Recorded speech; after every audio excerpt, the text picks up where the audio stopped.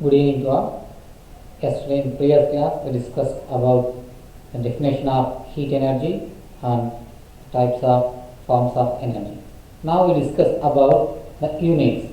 Units of heat. The CGS units are known as calorie. The SI unit system is known as joule. For all forms of energy, the units are same.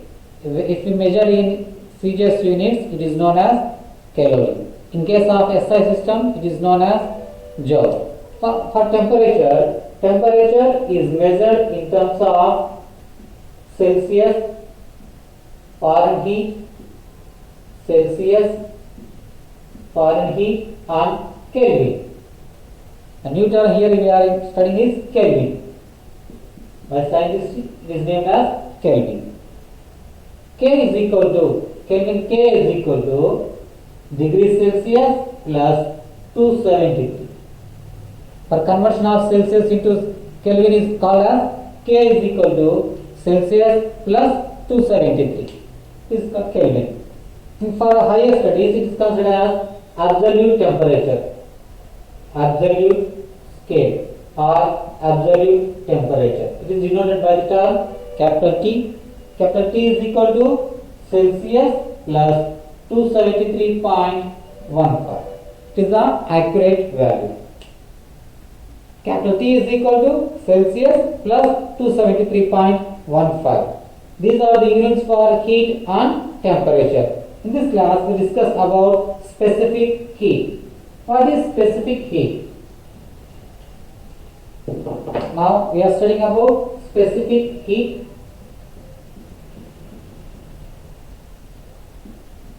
Specific heat. We take beaker with hot water,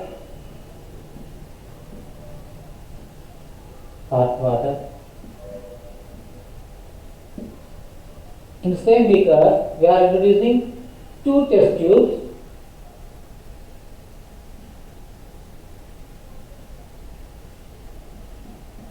With one is with water and second one is with oil.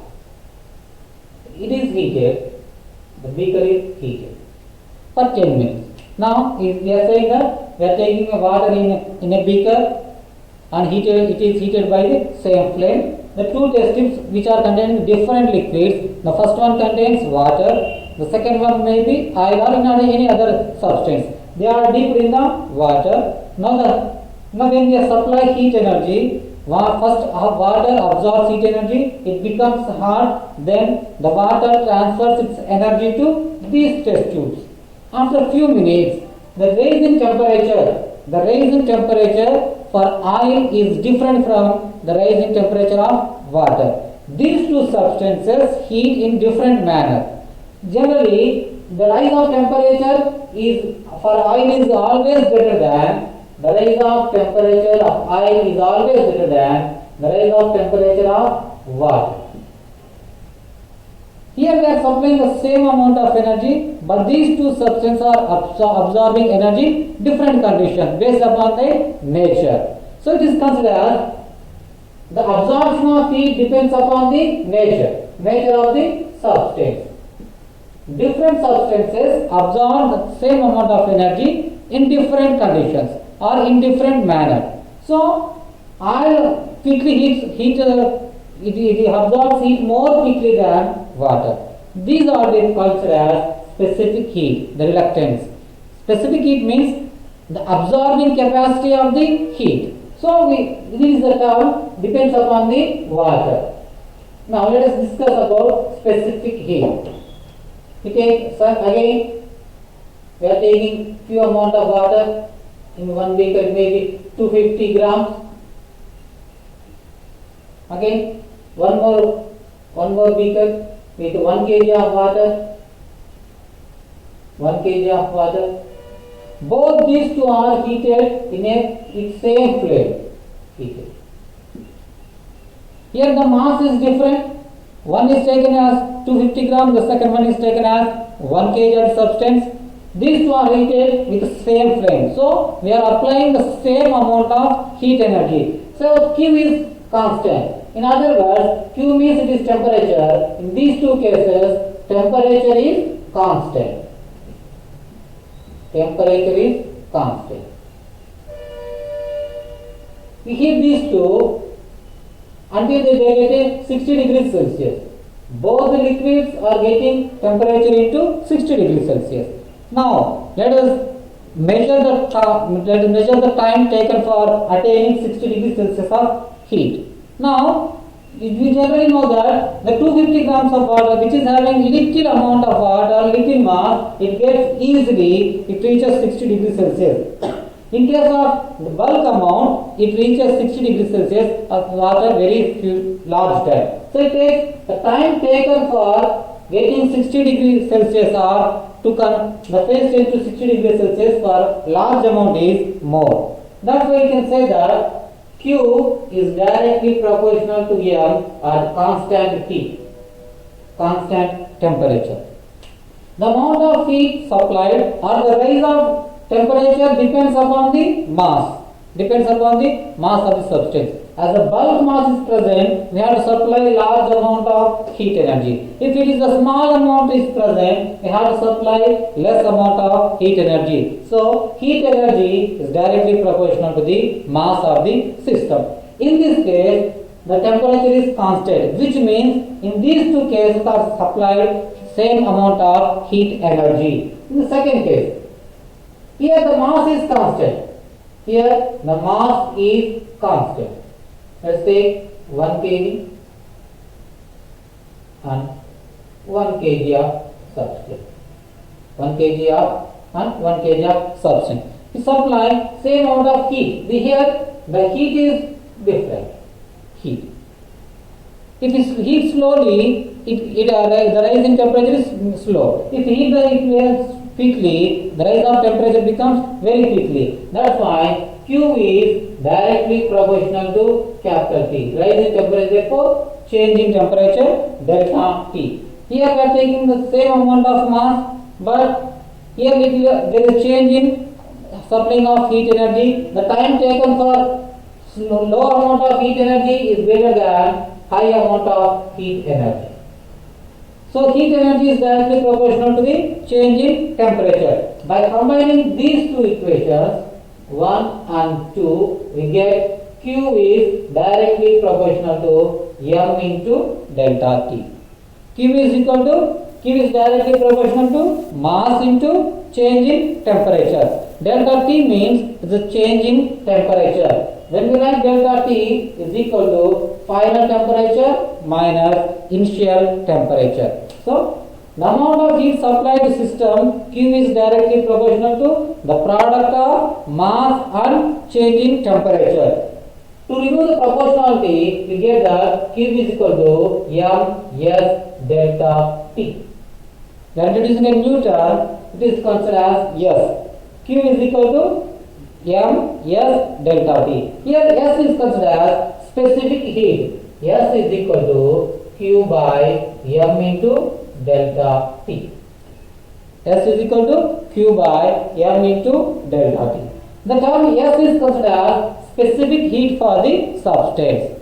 So we are deriving specific by using two equations. The quantity or the amount of heat supplied is directly proportional to mass. The amount of heat supplied is directly proportional to change in temperature. And combining these two equations, Q is directly proportional to the product of mass and change in temperature. Therefore, for removing proportional, we get a constant, that is Q is equal to M S delta T. S is equal to Q by M into delta T. Here S is the specific heat. S is equal to specific heat. Specific heat depends upon the nature of the substance. So specific heat depends upon the nature of the substance. S is equal to Q by M into delta. Now we have to define what is specific heat. Definition of specific heat. Definition of specific heat. For any definition, we are taking as a unit. Q is 1 unit, mass is 1 unit, temperature is 1 unit. Let us take any other, either it may be CGS system or it may be SI system. Now, let's write first of all, we have to write the units, then the definition becomes very easy. Q. In CGS units, calorie by gram Celsius. For CGS unit, calorie per gram Celsius. In case of SI system, it is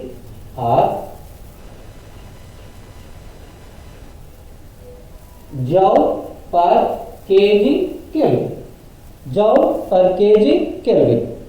So, specific system is specific, it is equal to, the units for specific it is calorie per gram Celsius or joule per kg Kelvin. Now we can define specific heat. If we take 1 calorie, 1 gram, 1 degree Celsius. So it is the amount of heat required to raise the temperature of it is the amount of heat required to raise the temperature of. To take CGS unit, 1 gram of substance by 1 degree Celsius. Specific heat means it is the amount of heat energy required to raise the temperature of 1 gram of substance by 1 degree Celsius. If you convert this into MKS method, SI method, 1 gram becomes 1 kg, 1 degree Celsius becomes 1 kg. So, specific heat is defined as the amount of heat energy required to raise the temperature of the substance of 1 kg of mass by 1 Kelvin is considered as specific heat. So, specific heat is the amount of heat energy required to raise the temperature of 1 kg of mass by 1 Kelvin. It is called as specific heat. Remember, specific heat depends upon the nature of the substance. Each substance have different specific heats. Similarly, here remember, S and T are both of them are in inversely proportion. In this case, S is equal to Q by M into delta T. In other words, S is simply written as 1 by delta T. Delta T. Here delta T means rise in temperature or change in temperature. As specific heat increases, the rise in temperature or change in temperature decreases. These two are inversely, the relation is inverse. So, in this case, the relation is inverse. As the specific heat increases, the change in temperature decreases. For that why? For cooking utensils, most probably it is made up of copper. Why? Because copper is having low specific heat value. As the specific heat decreases, the change in temperature increases.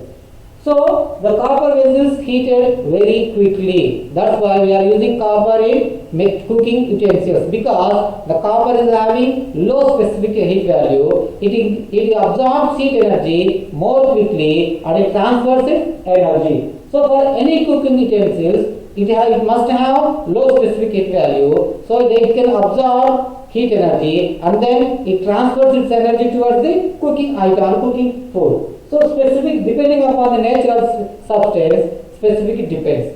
As specific heat increases, the change in temperature decreases. Now, what are the applications? What are the applications of specific heat? Applications of specific heat. The first one is weather or climate. Sun is the source of heat energy. Continuously sun sends heat energy towards the earth.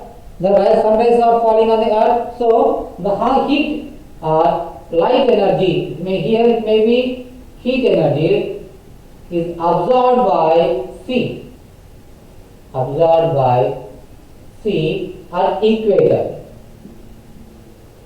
At equator. You know that on the earth, 3/4 of the earth is filled with water. So on the inverse, 3/4 of the 75% of sea is present in 75%. At equator, the sea absorbs heat energy and becomes heater. It quickly it absorbs heat energy. You know that water is having high specific heat energy, high specific heat value. So sea heats slowly. That's why the entire heat energy is absorbed by the sea. That's why the temperature of the earth remains constant.